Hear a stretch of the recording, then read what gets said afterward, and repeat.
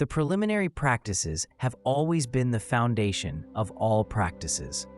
Often, when hearing the word foundation, people tend to think that it means not very advanced and thus not especially important. That is a misunderstanding. As the saying goes, what can the hair adhere to without the skin?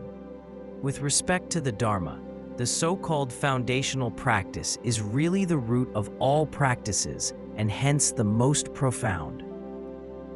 Nowadays in Tibet and China, many practitioners, including some monastics, only want to practice the 5 extraordinary preliminaries once and no more. The fact is that there is never a stop to these preliminary practices for all the Dharma practitioners. These preliminaries were never intended for being practiced just once or twice. As far as the practice is concerned, many practitioners simply emphasize the completion of mantra recitations and not the quality of their practice. However, even if the quality has met the prescribed standards, it still gives no reason to stop. These practices may be described as being preliminary rather than the main practice, but they in fact constitute the main body of all the practices. Therefore, one really needs to work hard on these preliminaries if the aim is to be free from samsara. If not, then it is a totally different matter. Actually, many people have been making the same mistake. That is, all the efforts that they have put into the preliminary practice only go to fulfill the requirement of certain amount of mantra recitations, missing the essential points of the teachings instead. To handle the practice this way is a foolish waste. The saving measure is to carefully examine the motivation for whatever we do, be it undertaking to practice the Supreme Vajrayana, the foundational 5 preliminaries, or just doing daily activities. Today, many supposedly reincarnated lamas are traveling frequently to the Han Chinese region. Over the years, they have made empowerment the most popular ritual there. Whenever an empowerment is to be given by one of these lamas, people all flock to attend, however far it may be. Some believe that they can immediately attain Buddhahood after receiving an empowerment. Others, thinking they have gained a special status after receiving empowerment, become self-important. It is true that empowerment is very special and powerful. But what happens upon receiving empowerment? Most of the time, it just turns into something mundane, due to the factors mentioned above. This is the case with some Tibetans, but the situation is much worse with the Han Chinese. Many Dharma practices by themselves are really wonderful. To see them being practiced as tools for worldly gains is truly distressing. For most of us, there is already not enough time to practice, and other merit lacking as well. If in the end, what little practice that we manage to do become just mundane undertaking, it will be most regrettable. Now I'd like to caution you not to treat what I have said as mere knowledge.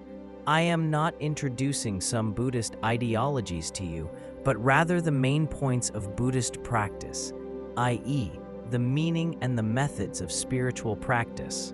Nor am I teaching you what renunciation or bodhicitta is, as you all have had the teachings on the related subjects often enough. But are you successful in meeting the requirements set out in each of the practice? I am afraid only very few have succeeded. If you cannot forsake worldly attachment and selfishness, a monastic robe, a title of Rinpoche, Khenpo, or lay practitioner are no more than just labels and therefore not very meaningful. For the same token, having a rosary draped around your chest is equally useless if not accompanied by an altruistic aspiration. However, as long as one is armed with the correct knowledge of the Dharma and grounded in the right view, it really does not matter anymore whether you are a layperson or a monk. As I said earlier, something as simple as eating a meal can also be a kind of Mahayana practice, purely depending on your motivation. If that is the case, it is all the more so for other Dharma practices. Clearly, we should always be mindful of our practice as being mundane or supermundane, Mahayana or Theravada practice. Only when the right mindfulness is maintained at all times can we properly assume the role of a monastic or a lay practitioner. Absent such mindfulness, contemplative practice will just be a meaningless exercise. Naturally, if we were to abide by all the requirements of Buddhist teachings, no one, including myself, could comply 100%. Yet, we should still try our very best, as the endeavors will invariably benefit us in the end. We may often think to ourselves, I am not really willing to generate bodhicitta, as I am only interested in my own benefit, but I will force myself to do it, because if I don't, whatever I do will not be considered practicing Mahayana. This is called contrived bodhicitta. How to differentiate between something contrived and uncontrived. For example, when you are very thirsty, you want to drink water. Drinking in this case is uncontrived. When you do not feel like drinking water, but drink it anyhow for reasons other than your own wish, this drinking is contrived. If in this life we only have contrived, not genuine, bodhicitta, just as the Venerable Atisha said, those who have aroused contrived bodhicitta in this life will become great bodhisattvas in the next life and be able to deliver as many sentient beings from samsara as there are in Jambudvipa too. Why is that? That is due to the fact that simply arousing bodhicitta is already a supreme dharma practice based on infallible karma. It is only logical for those people to attain equally supreme result in their next lives. It is a common phenomenon nowadays to see people keep putting off practicing the Dharma and just idling the days away, as if they're sure of a second chance to be born a human again, or to listen to Mahayana teachings and encounter Mahayana teachers once more. But there is no guarantee of that second chance ever coming through. Now in this life, we, the fortunate few, have met basically all the necessary conditions required for the journey to enlightenment. We ought to treasure this truly rare opportunity and immediately set about the task of practicing the Dharma. When practicing, we should not simply adhere to the formality. Rather, the emphasis should be placed on inner transformation. This is important to note for both the monastic and the lay practitioners. If we manage our practice this way, even without engaging in very profound practice, such as the Great Perfection or Mahamudra, we can, at the very least, safely put our practice down as being supramundane and a Mahayana practice. To be able to go this far with our practice is already quite an achievement, in my opinion. Many of you have practiced the 5 preliminaries. Can you now forsake worldly attachment and selfishness that we discussed earlier? Just keep in mind that there are actually many levels to the process of forsaking them.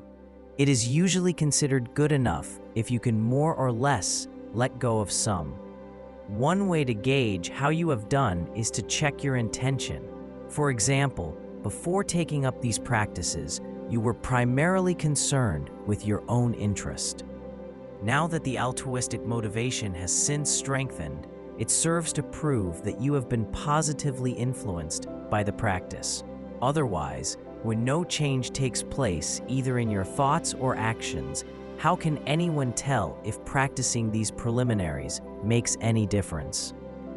According to some highly respected Tibetan masters, when practicing diligently, superior practitioners can progress every day, average practitioners every month, and the least capable every year. It's understandable if lay people do not make substantial progress because their attention must still be directed to the various daily chores. But monastic practitioners like us, whose main concern is solely Dharma-related, ought to feel ashamed if we fail to accomplish much more in spiritual practice. Finally, the point to remember is that altruistic motivation will naturally arise over time when practice is conducted properly and consistently. That is to say, our practice should follow the course of first establishing a right view, then learning to gradually forsake attachment and selfishness, And lastly, endeavoring to arouse genuine bodhicitta. Taking these 3 steps is the minimum required of a true Mahayana Buddhist.